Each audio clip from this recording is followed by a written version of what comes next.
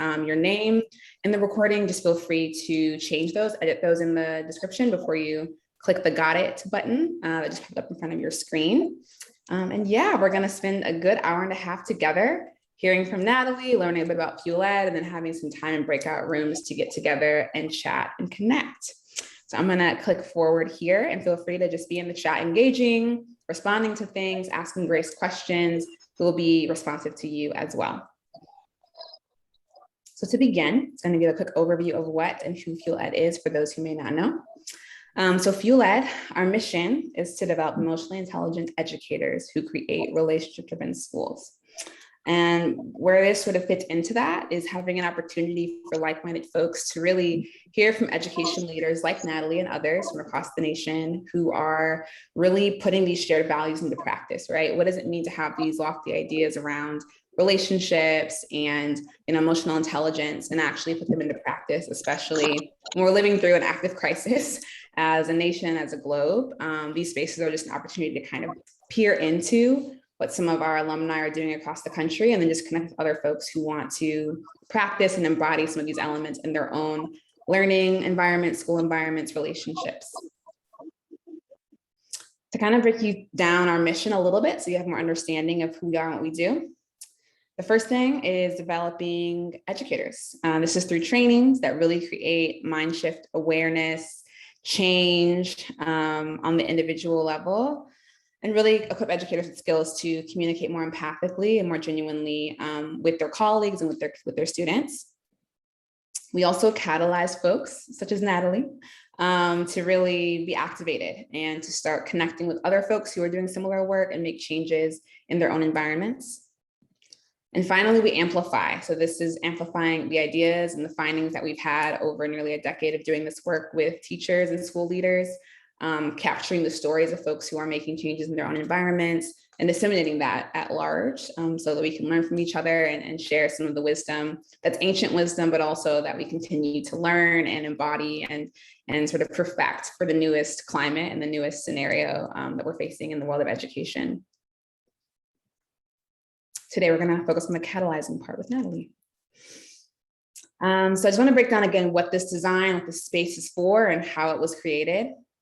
So first, it's a space of belonging, right? The space is for you and it's by you. We really want to center educator voices and folks who are actively involved in the field, whether that's in the classroom, through consulting, through administration.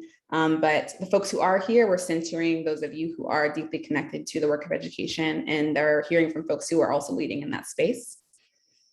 Second, it's about connection. We really want you to leave here feeling connected, and that's part of what the breakout room space is for. I'll explain more about sort of options to opt in and out of that space in a little bit, but the idea is for you to feel as though you've had a really meaningful interaction with someone else who shares some of your values around what it means to be an educator. And finally, wholeness. So we know that it has been a long day, it's been a long week, it's been a long year. And so come in with the whole of who you are, whether that's like you in your pajamas with your dog, or just coming in with like a lot of energy from the day, whether that's good energy or bad energy, all of that is welcome in this space. You are welcome in this space. And so I'm going to break down again our little learning objectives for our time together. So first, we're going to learn how our alumnus, Natalie Pendley, utilizes rituals and practice to regulate students, colleagues, and her own emotions during these very challenging emotional times. We're going to have time to connect with other values-aligned educators and just get more insight into their own experiences. And finally, and part of the breakout room time will be just around brainstorming steps to start implementing change, right? How do we start to engage with more patience, more awareness in these overwhelming educational settings in ways that feel tangible, right? Not some big overhaul or like a new project, but just small ways every day that we can begin to sort of cope and engage in ways that feel meaningful and sustainable. And then I'm going to walk us through community agreements before we hop into the session. So the first one is just to lean in. So we ask you to be present for the learning and for each other. So that just means not, zoning out of this space. Turn on your video if you would like to turn on your video. It's wonderful. Opening up. So relax and have fun. Speak your truth and respect others' truths. So be open and vulnerable. We want to hear you share in the chat. We want to hear you share when we ask for group feedback and when you're in your breakout rooms as well. And finally, again, just taking care. So protecting other stories when folks do share things in, the breakout space that might be more private to them, being respectful of that. And also just being sure that, we honor what someone is saying, that we honor their opinions, we honor what they're bringing to the space, even if it may be different than what we have experienced or what we know to be true. And so in practice, that looks like, turning on your video, like I mentioned, we'd love to see your beautiful faces, having a place to put down some notes just so you can keep sort of being engaged and documenting what is standing out to you. Can also look like being ready to share in the chat and in breakout groups, as I've mentioned. And then finally, at the end, we're going to ask for some folks to just share, concepts, ideas, things that came up from the breakout rooms in the full group. And so just keeping in mind, if you'd be interested or open to kind of giving some of your thoughts, we'd love to hear you in that final sort of closing out space together. And then one more note that I'll give before I sort of transition us into our speaker for the night. If you don't want to be in the breakout room with a group, you can just let Grace know right now and she'll put you in your own room. So if you're like, I don't really want to socialize tonight, but you want to stay to hear everyone's opinions, you want to reflect and just brainstorming on your own, just ask Grace to put you in a room alone and she'll put you in a solitary breakout room. So you can just hang out by yourself, do some self-reflection, and then come back to the group to kind of hear everyone's closeout at the end. So that is what we're going to be doing tonight. That is our little community agreements for the space. And now I'm going to introduce our wonderful speaker who'll get pinned in just a second, Natalie Pendley. So Natalie is a Waco, Texas native who moved to Nashville 4.5 years ago. She is in year 11 of her education journey and learning new things every day. She worked as a teacher and dean of students in Houston for 6 years before coming to Nashville. She's a dog mom, a foster mom, and taking one day at a time, as we all are. Her email is there, and so you can reach out to her after this if you want to connect, ask questions, collaborate, whatever comes up for you. Natalie's offered that to the group. And I'm going to click us forward and let Natalie take over. All right, y'all. Hello, I'm Natalie. I'm excited to be here. So I'm a big fan of the chat, so I'm going to be asking you guys some questions. If you could humor me and put answers in the chat, that would be amazing. My first question for you in the chat, and I'll go ahead and type this in, is what is your favorite show or book right now? I just want to read these as I'm going through. So I am right now working in Nashville. I am a assistant principal. I work with school culture. And as Jasmine said, I used to work in Houston. I saw a couple of people say that they were in Houston at Yes Prep, if you're familiar with Yes Prep. I am a huge believer that the educational setting is like the #1 place for students to build character and learn to interact with conflict. Can we go back to the last slide really fast? Yeah. I did fuel ed when I was a second year teacher, and it really changed the game for me. If you're a fuel ed alum, you will know this, but my district at that time was really trying to transition away from a lot of shame-based practices that they were doing in school discipline. And so fuel ed really touched for me some things that were really important. And so specifically the work around triggers and emotional triggers and when interacting with students.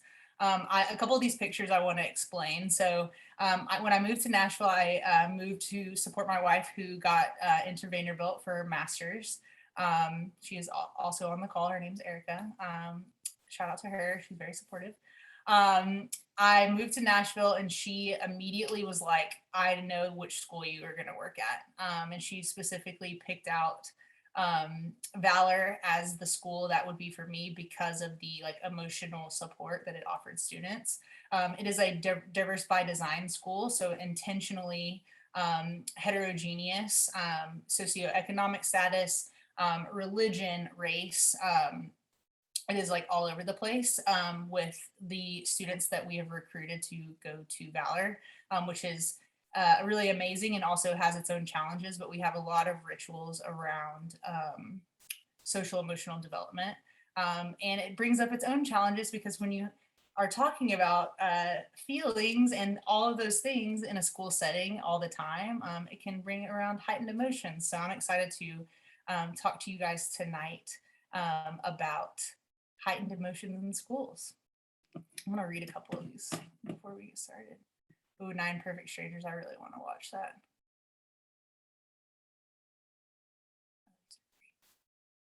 I'm gonna have to save this chat.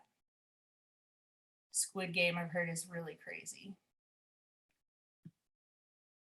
Oh, The Nightingale, one of my favorite books. All right, so I'm gonna move into, so the problem, so obviously the world shut down about a year and a half ago. We all experienced this in different ways. In Nashville, what this looked like was I got a million hobbies and I started redesigning everything in my house, and really was shut off from everyone. Schools started closing, restaurants started closing, everything started closing, and we were all kind of like in our own space. What I learned, and I would love for you guys to drop this in the chat, what was the biggest change that happened for you when the pandemic started? For me, I've never had the option to work from home as an educator. And so that to me was the biggest shock to my system. How to be successful without interacting with kids and people in person. And so when we returned to school in the spring and in the fall, it really was like a big shock to the system. It was huge shock to the system for a lot of the people in my building and a lot of the people in the profession. I put this picture specifically up here because I felt like when we went back, we had pared down so much working from home and taken away a bunch of responsibilities that when we went back, it was like completely overwhelming for a lot of people, just all of the things that were added. Like lunch duty. I think about lunch duty, recess duty, morning stuff. It was kind of all over the place for us. So as we have returned full throttle with COVID, especially the Delta variant in place in my school, we have had to like shift, pivot, move, adapt, repeat is kind of our game plan right now. And we are seeing lots and lots of heightened emotions. A lot of our teachers who had never worked from home before really enjoyed it. I see a couple of y'all wrote in the chat that you've enjoyed working from home and you've had more work-life balance and things like that. And that's definitely something that we are feeling as we get back full everything into the building. So I'm excited to kind of talk to you guys about that and hear from you tonight as well, like some of the things that you've seen in your work environment. So for us, the problem, setting my timer on my watch. All right. So as the world continued through the pandemic, like we are now a very long time into the pandemic and it's still going on. I feel like the stress and just grief of everything, and really what I would say is emotional tenderness, is really like heavy on a lot of people. And so when that stress and grief and tenderness is built up in the way that it is, we are triggered faster, or we are like, our emotions happen faster, or maybe they happen differently. Maybe the pandemic has shifted the way that we think about the way that life was and now the way that life is. And there's a lot of question around, are we going to ever get back to normal? Normal never was. Like, there's a lot of conversations around this.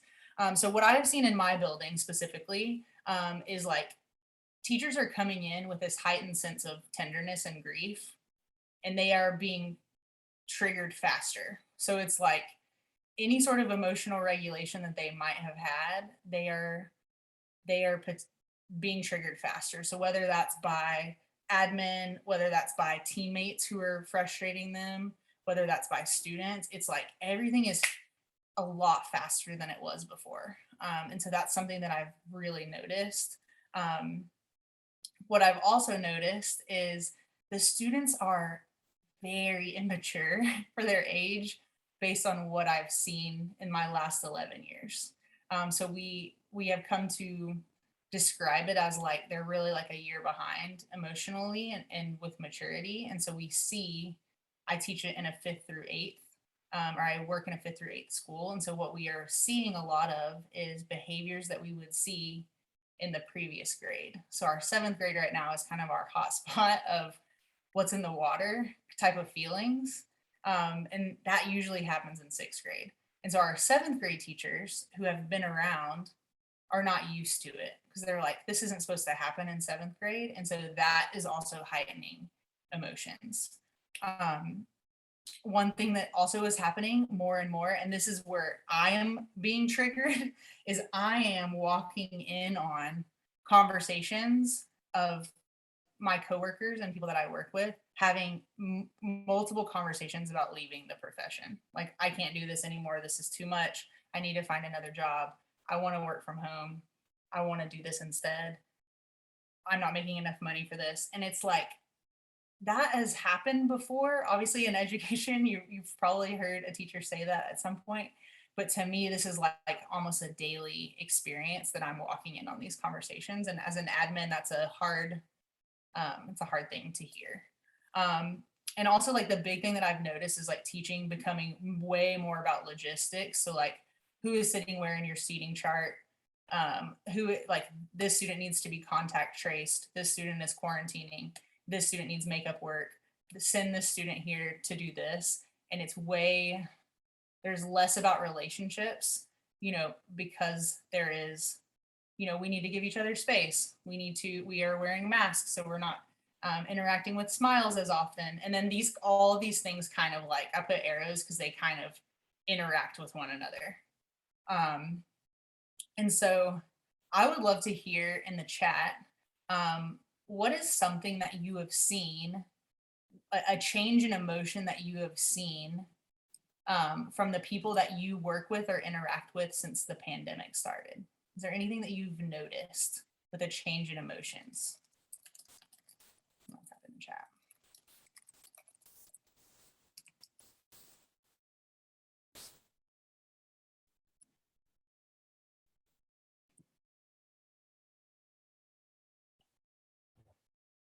So I'll give you about 30 more seconds.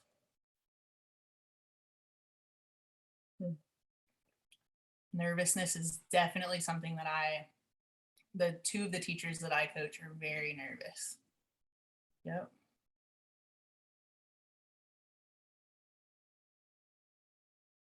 Yeah, totally. Do not have the same capacity.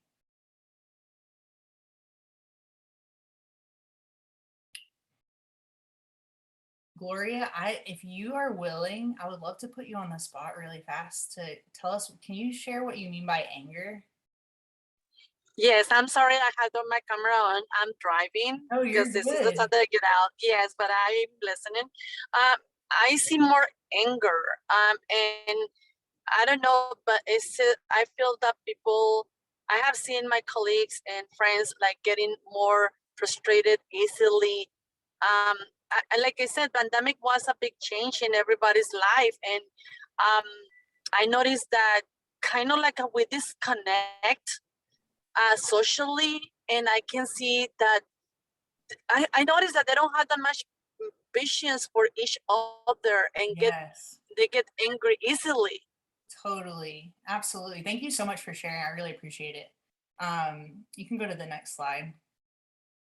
So we have tried to figure out, so I have an admin team, there's 5 of us. We call it the Camo Team because we're supposed to blend in and like be discreet. That is our name for our team. And we know that teachers need to feel successful in order to want to stay in the profession and to feel supported and to feel all of these things. And our question for ourselves is like, how do we do that amidst the endless moving bar of excellence? So I work at a very if you work at a charter school, your bar of excellence is continually shifting up. You're very data driven. And if you don't work at a charter school, that is probably still the case as well. But it's like, for this specific charter school, it's like we continue to move the bar up.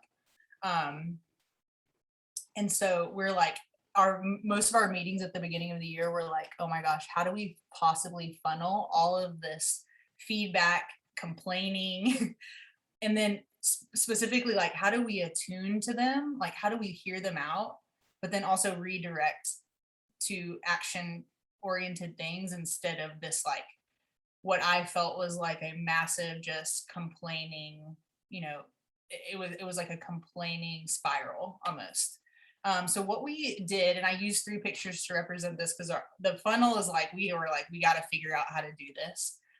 Our strategy was every teacher has a coach, and we were like, we are going first to the coach. That coach is that person for them. They're there for them. They're asking them basic questions of self-care. They're getting to know them.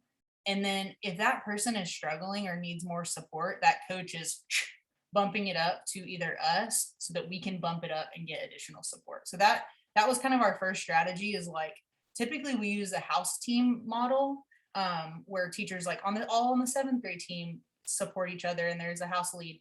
This time we were like, no, instructional coach is going to be that go-to as the person of support. I'm gonna, on the next slide, there's just it was interesting as we started to coach teachers. The veteran teachers actually were the ones that I've noticed that need the most support. So I'm gonna voice these over. So for the people that are driving, so you don't have to read this, but so new teacher concerns are pretty much the same as always, right? So classroom management, not feeling good enough, like kind of like imposter syndrome, like I shouldn't be doing this. Am I okay here? Kind of, I'm in front of students for the first time.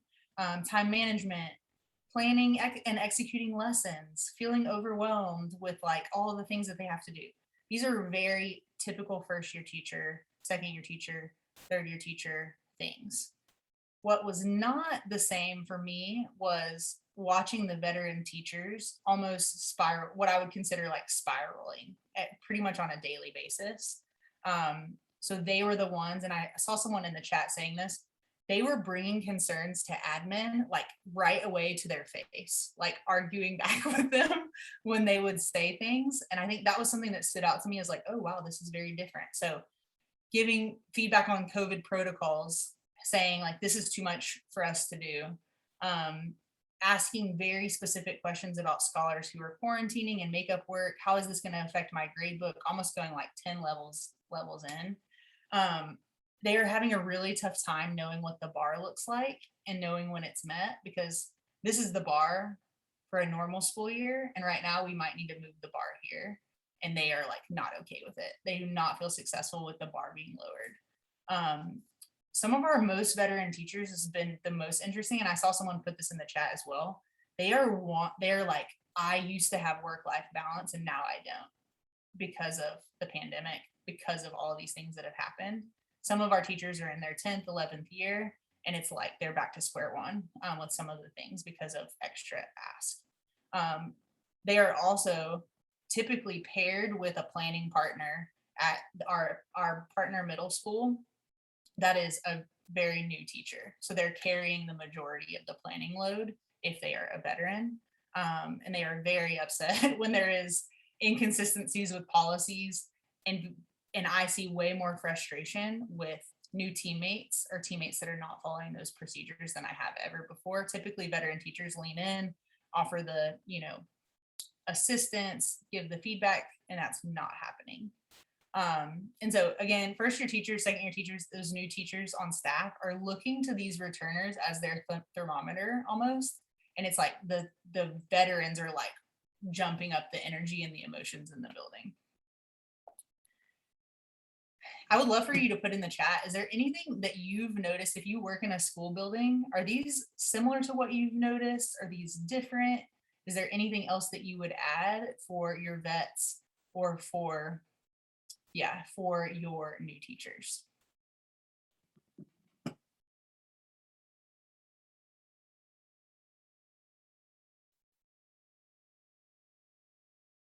So Annie, I'm gonna put you on the spot if that's okay. I would love for you to tell me if you were to pick out one thing on the veteran teacher side or the new teacher side that like stands out to you as like, oh my gosh, this is bad at my school. Which one of these would you pick?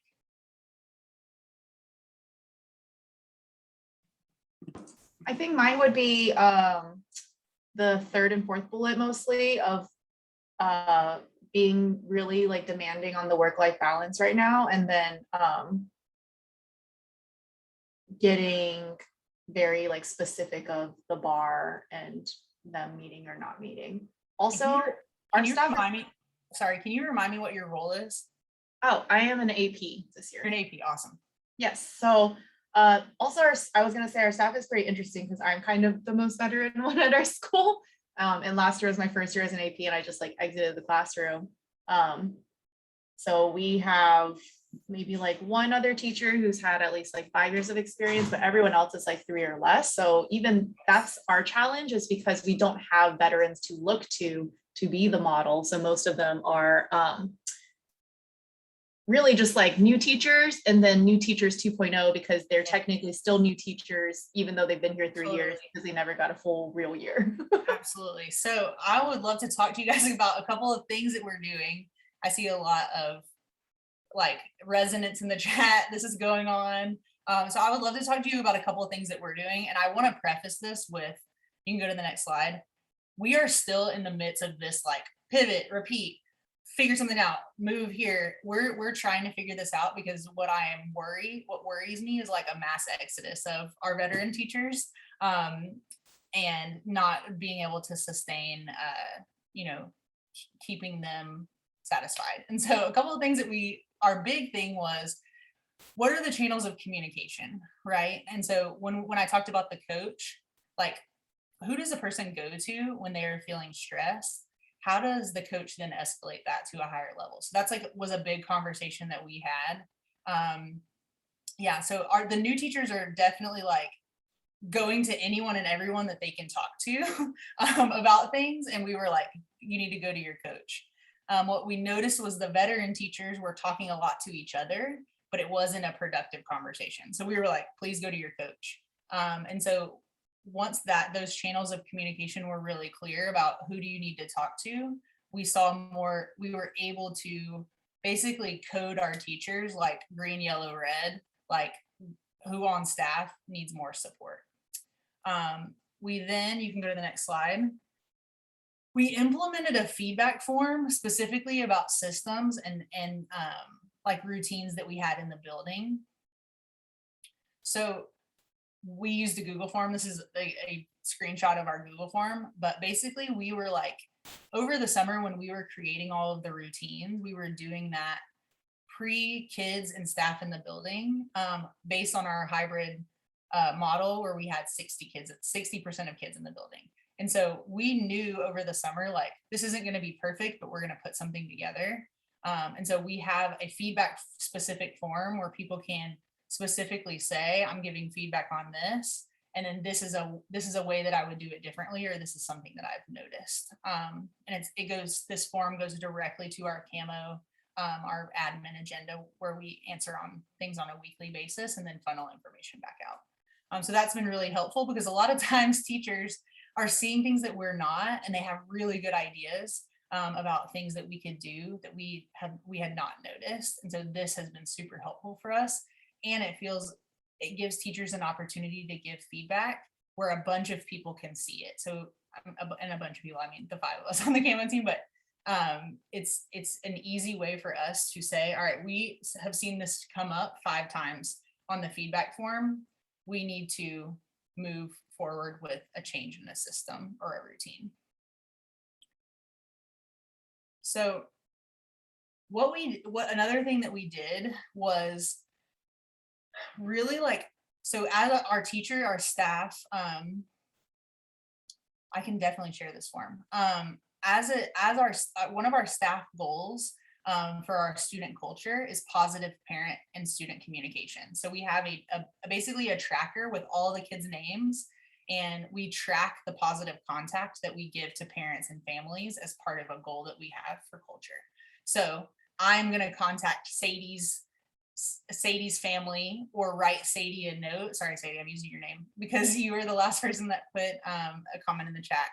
As soon as I do that, I'm going to code it with my name and I'm going to check it that it's done. And our goal is to have kids and their families get 2 positive contacts a year, and we track it. So that's something that we've always done.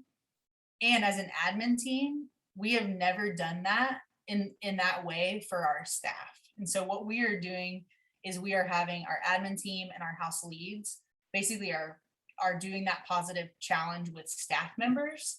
And so we take time to write cards to people. We go on observations. We take teachers, our coachees on observations, and send messages and write notes to each other. And that's something that we're tracking for staff now, which has been super helpful because we can see, oh, so-and-so hasn't had a positive interaction with one of the admin team in a couple of weeks.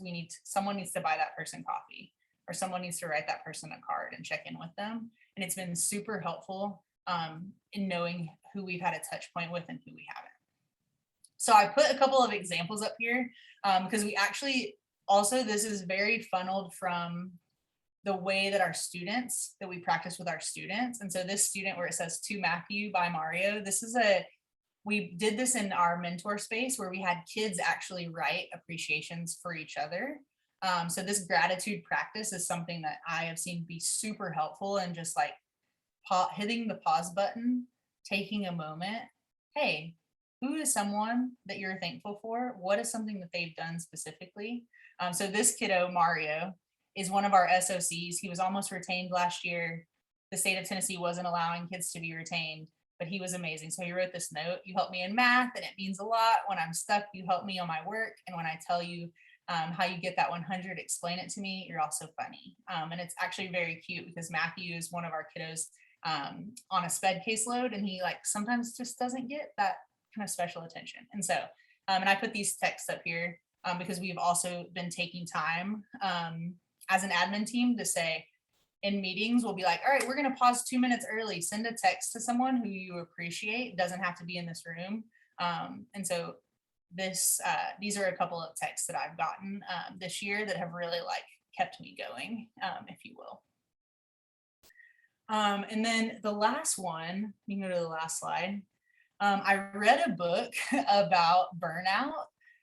This is I feel like the hot topic right now is burnout, and everyone is just blaming things on burnout. But I did read a book called Unlocking the Stress Cycle. It's by two sisters. And if you're a Brene Brown fan, Brene Brown does a podcast where she introduces them, but they basically talk about these 4 strategies for breaking your stress cycle down and telling your body all right, you're good to move on to relaxing. The first one is exercise. The second one is a good cry, is what they call it. They talk about gratitude in the book as well. And they talk about really positive social interaction or spending time with people you care about. So we've been really trying to encourage our coachees and our staff to do these 4 things as much as possible. It's okay that you're crying. We're not gonna, shame you for crying. This is actually a stress relief. And so allowing space for them if they are upset, go in here, we'll cover your class, you're fine. To do that, take that time. And then also encouraging them to hey, we're gonna put the grade book away right now. We're gonna go do something for you, whether that's yoga, whether that's on a walk. And then also encouraging, we are doing some outdoor happy hours, and there's been some things that we've put together for staff that we've seen be really positive.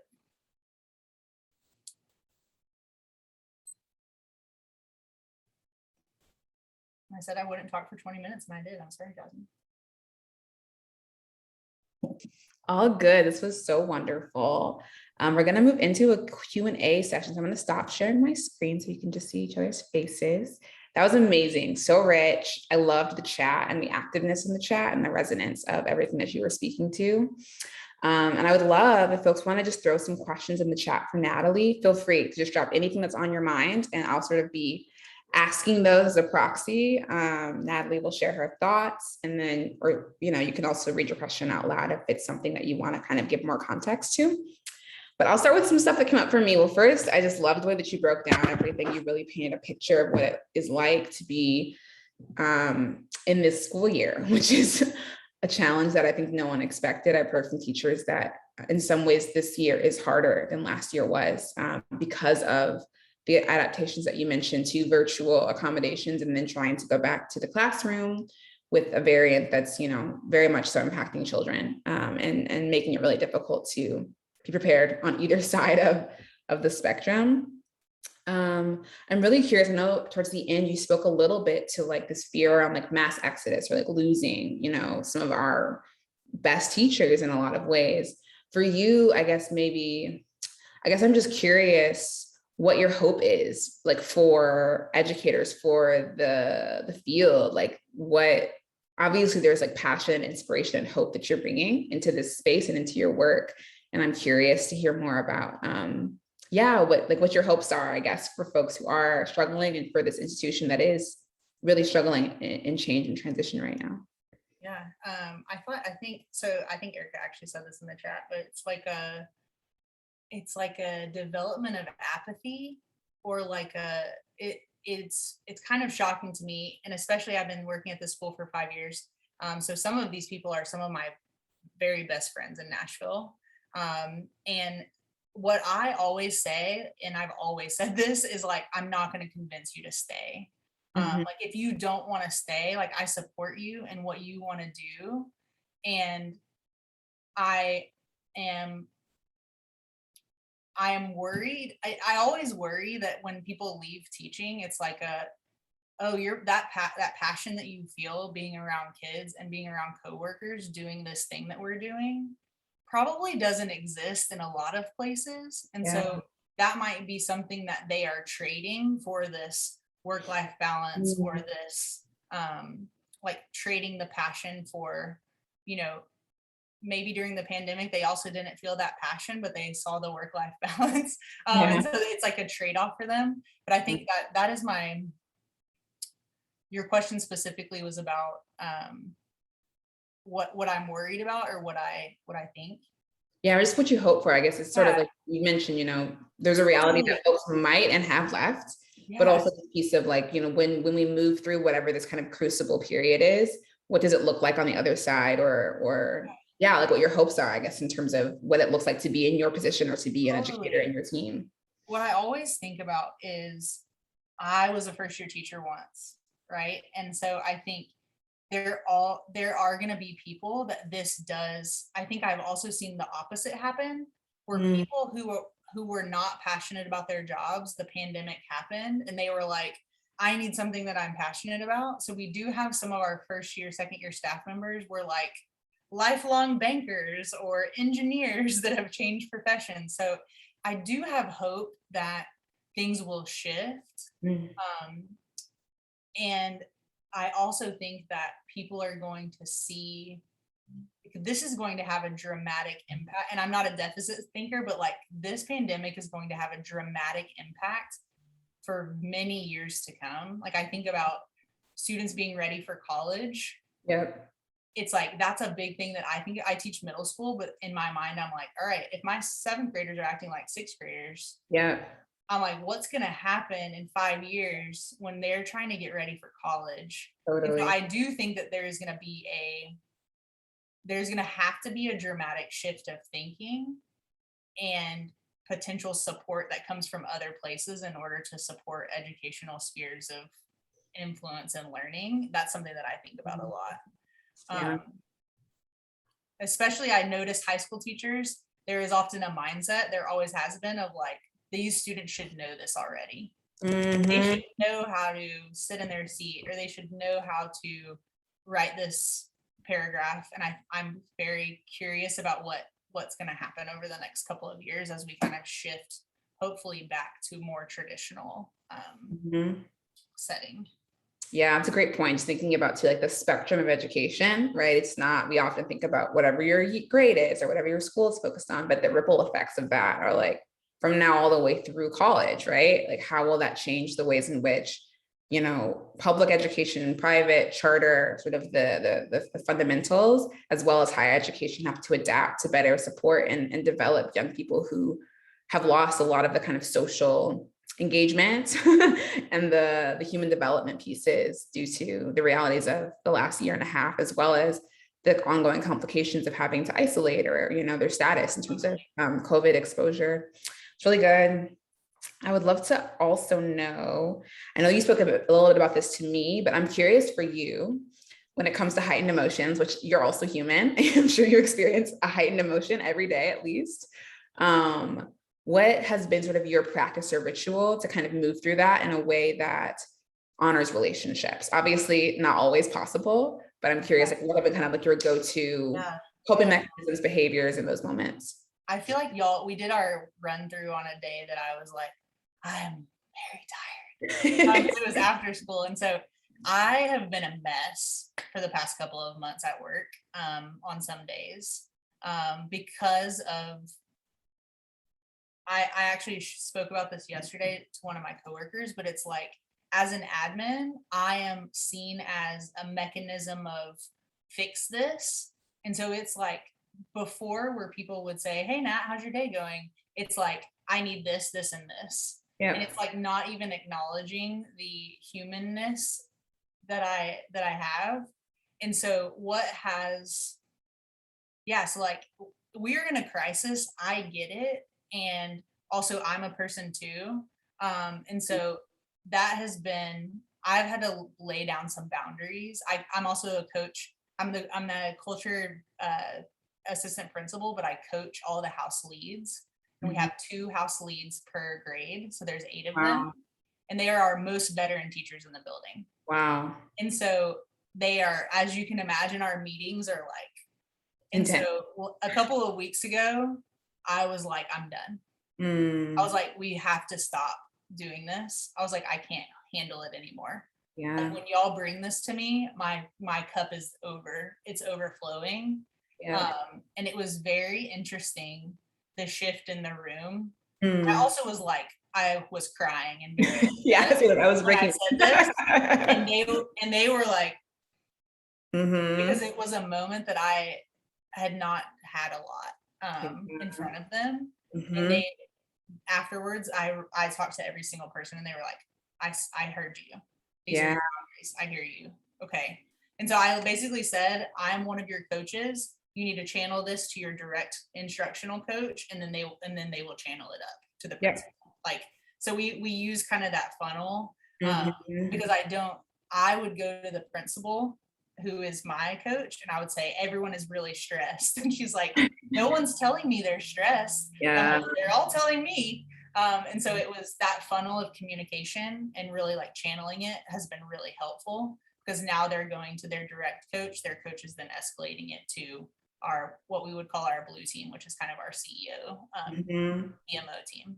Yeah. Ooh, such a great example. I think like the pieces that I pulled out of it were like modeling vulnerability, which can be extremely difficult when you do want to be like the morale of the school. You're like, all right, like we have this, we can do this, we've got this. But then the reality that it's extremely difficult, both to keep that energy and that pace, and also to be like a funnel or like a shock absorber of all the emotions that are happening for folks who are in leadership as well.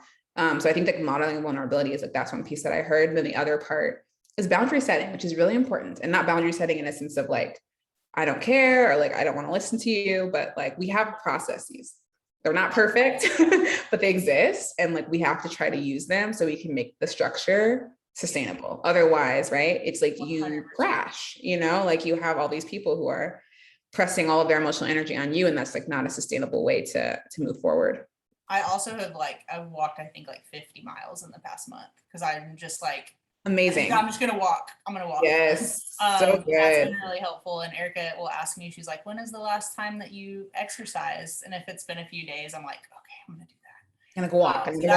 That's been really helpful. And so encouraging other, if people are upset, saying, let's go on a walk, let's talk. And that has been also helpful. Instead of just sitting in like a meeting space, we're moving our bodies, we're doing things that are kind of releasing that stress.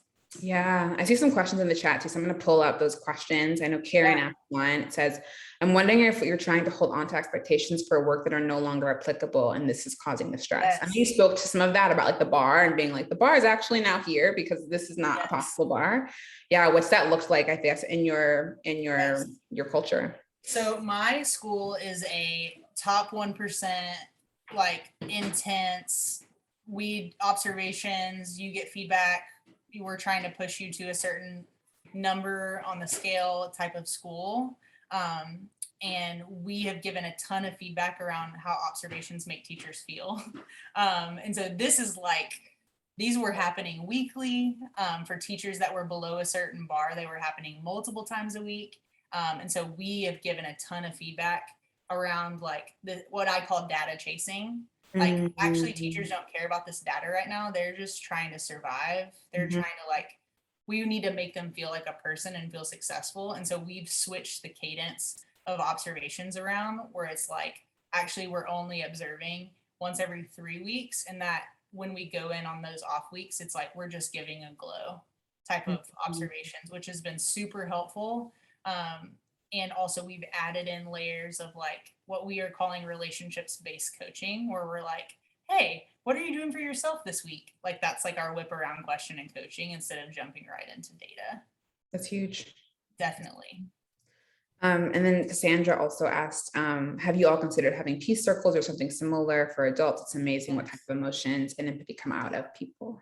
So this has been really interesting because my school we do student circles and we also do staff circles.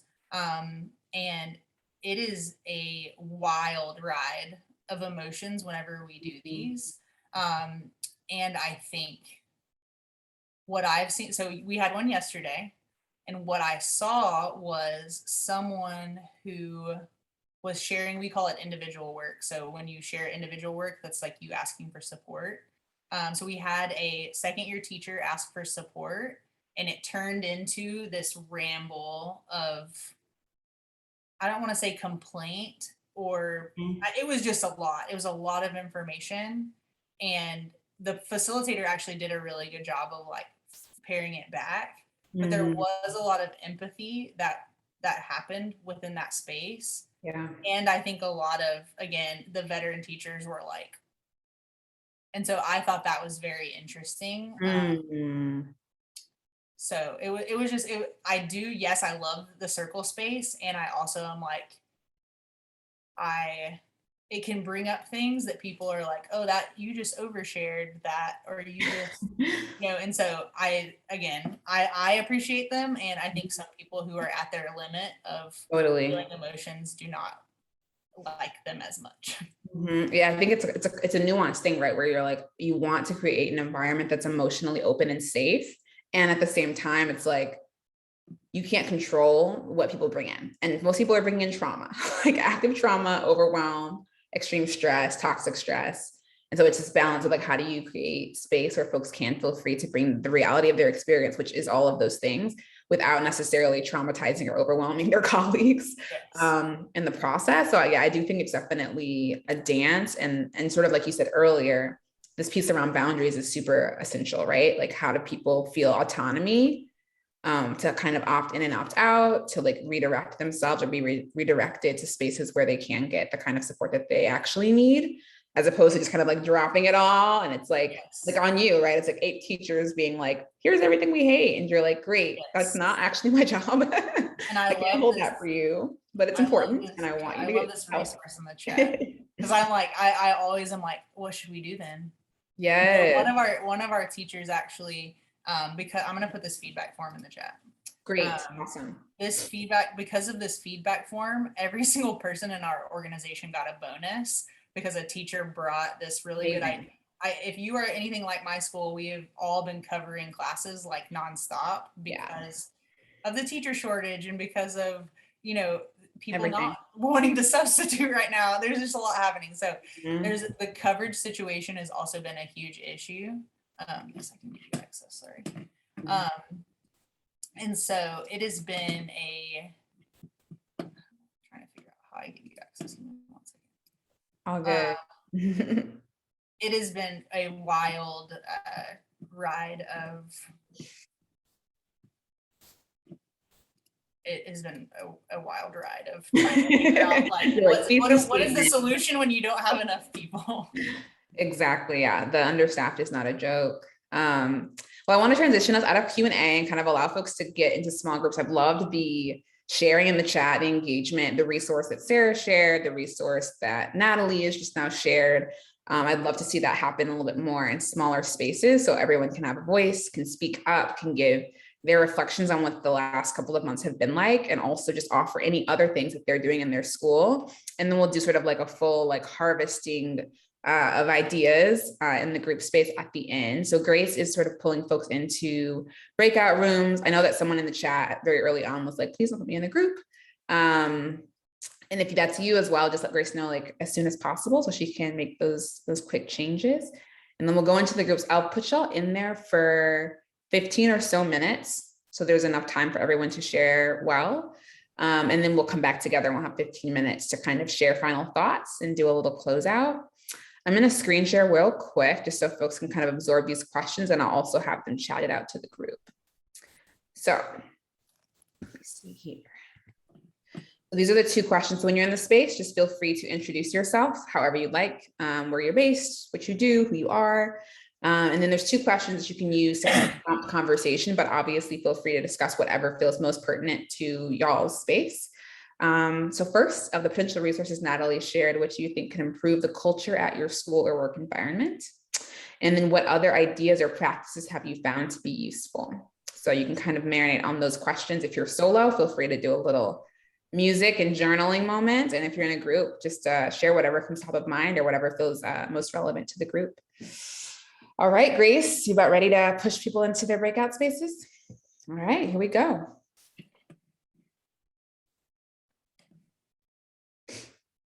Stop sharing.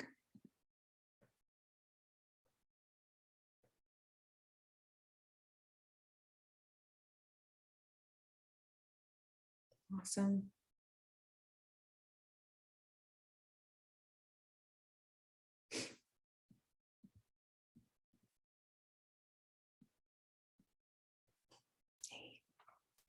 Pull up the questions. Do you have access, Grace, to the presentation to chat out those questions, or do you want me to chat them to you?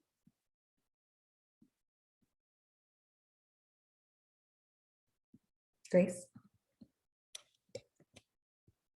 Yes, I will chat out. Okay, cool. Do you need me to chat them to you, or you have access? I got them. Okay, cool. Awesome. Okay, let's see here. Lovely. Perfect. Can they see the chat in here, or do you have to do an announcement? Do you know? You might have to I'm gonna do both. Okay, cool. Nice. Lovely, lovely. And Miriam and Erica, just checking in on y'all if you're there. Do you want to be in a breakout room, a solo room? Erica just walked by me, so I'm not sure. Okay. All right, I had to deal with our foster daughters. I'm gonna join now. All good, all good, all good, all good. I love that. Miriam, are you there? Might just be listening. Okay, cool. All good. Well, great work, Natalie. Oh my goodness, so juicy. Such a great session so far. Like my neck is so red. You wouldn't even know. You were just so calm and cool, collected, engaging with the chat, cracking jokes, having count back in the space. Hopefully your breakout rooms were very rich and your solo time was very insightful. Would love to just open up the floor for anything that came up in your conversations, something that was really resonant for you all, an idea that popped into your head. Yeah, anything anyone wants to share, I'm opening the floor. I'd love to. Go for it. I was partnered with Miss Ashley, and it was a perfect partnership because both of us are coming from support positions. She is a school counselor and I am a social services specialist that's embedded in the school. And so we were able to talk because a lot of what you've been speaking about, Natalie, is very teacher focused, and that's important. And so I was listening to this and kind of thinking, taking the information, how can I support the teachers with this? But being able to be partnered with Ashley, we got to brainstorm about how can we use this information. And I think the thing that we came to that was the most important resource for us is, and the biggest takeaway I'm going to take from this training is having the language.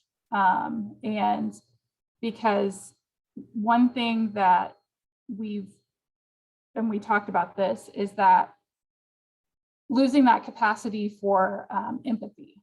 Like, I am so quick to just believe that somebody is just out to ruin my day. And a lot of the things that I come across is just conflict resolution between a family and a teacher, or a teacher and a student, and these people are coming from completely different backgrounds, where pre-pandemic me would be able to access that really quickly and be like, oh, well, I think this is just a misunderstanding.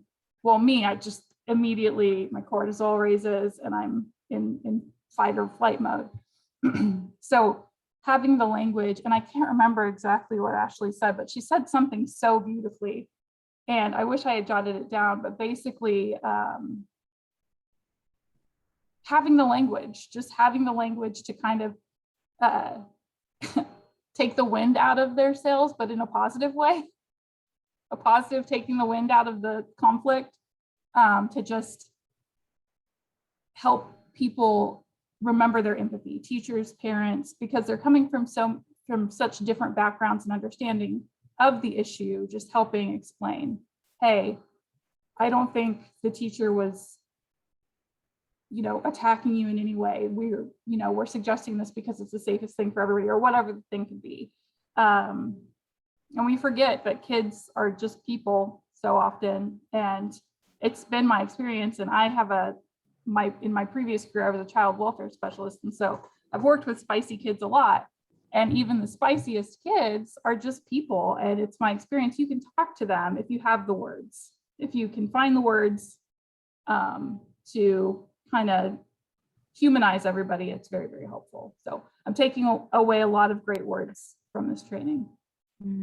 I love that. Thank you so much for sharing, Bethany. I think the piece that you spoke to, right, is that empathy, and really like almost like believing, not going straight to like, yeah, you're out to get me, or you're just trying to make my day really hard, but like, how can you believe there's just misunderstanding? There's just some like gap in connection, and leading with that, as opposed to with control, or with like complete anger. Finding that one of our team members speaks to kind of like this like threshold of tolerance, and like widening that, figuring out like, how do we have words or practices that let it go from like this small to like this big, so we can hold someone else in that moment. It's really powerful. Others, anyone else want to share any other thing that popped up for them in their breakout space?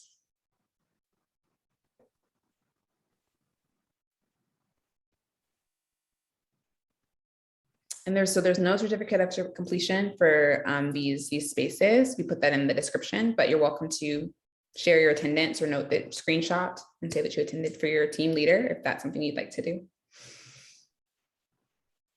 I'll hold for another couple seconds. Any other thoughts folks want to share? Any other reflections from the breakout spaces? I was with Richard and Sadie, and Richard really pointed out something. He said, the students are coming back to school, and they have a lot of traumas, and this is traumatizing the teachers. And so we have to be really thinking about what we know about how people handle trauma, how they handle secondary trauma, and just being aware of that when we're trying to support teachers is that they're having a hard time confronting, what their students are going through. And so so one thing he reminded us of is, instead of saying, okay, what's wrong with you? It's what's happened to you, as opposed to what's wrong with you, right? Yeah. That's exactly it. So good. Yeah. And I think like you also spoke, and Natalie spoke to this a bit, but these sort of collective layers of care, it's not as though the chain doesn't end. The caregiver needs a caregiver, needs a caregiver, needs a caregiver. And so like, how do we ensure that every person in that cycle has someone who's looking after someone else? It's hard. It's really, really hard to find that capacity when, again, like Natalie was saying, you don't have enough teachers to fill your basic classrooms. How do you have enough folks to care for someone who's caring for someone else? Like there's just such a lack of capacity there. But again, it is so essential to keep that awareness present now throughout the work. Yeah. And if I could just, Yeah, oh, you're good. No, you're good. I was gonna say, like, what stood out to me with what you said is I just think about the difference of experience. If I'm a fifth year teacher and I'm 27 years old and I have spent a year and a half at home or with my roommates, you know, and kids and families have spent a year and a half in their shared space, and how stressful. I mean, I had 2 foster kiddos. I still have them during this time, and it was like very stressful for me. And I loved being back in the building, and also like that was not every educator's experience during the pandemic. For a lot of people, it was like extremely peaceful, and they loved, XYZ about it. And so the kids are coming back with a way different experience based on their family dynamic. And that's definitely something. And Sadie, I'm sorry I interrupted you. I would love to hear what you had to say. no, that's okay. I mean, it aligns kind of a little bit of what you were saying, and Karen had shared a really great idea is to just, work with our teachers to ensure, and our staff in general, just to ensure they're aware of the services that are available through our, through our healthcare programs for counseling, because we know, Karen pointed out that, our school counselors and our social workers and our psychologists, they have that built into kind of some of their requirements, but that's maybe not a requirement for our teachers, and they're on the front lines to a lot of this as well. So just, helping them, if there's the need for some additional support, to know what's available, because I know our organization has a lot that they're offering through their benefits program. So just something to think about as well. Awesome. I'm going to close this out here. Grace, if you're able to, in the chat, please put a little feedback form. We really, really, really, really value the feedback that you all give us, so we can just better understand how this was for you. And then if you have any ideas on how it can be improved, strengthened, changed, we're really taking, I think this is maybe our 6th or 7th community gathering of the year, and will be our last. And so we want to take these findings and think about how we can keep evolving these spaces to be truly meaningful and impactful. And what topics are really interesting, like what parts of the space you enjoy. So if you have, 4 minutes, 5 minutes to just fill that out, it'd be really amazing. Natalie, are there any final thoughts or things you want to share with the group before we close out for the day?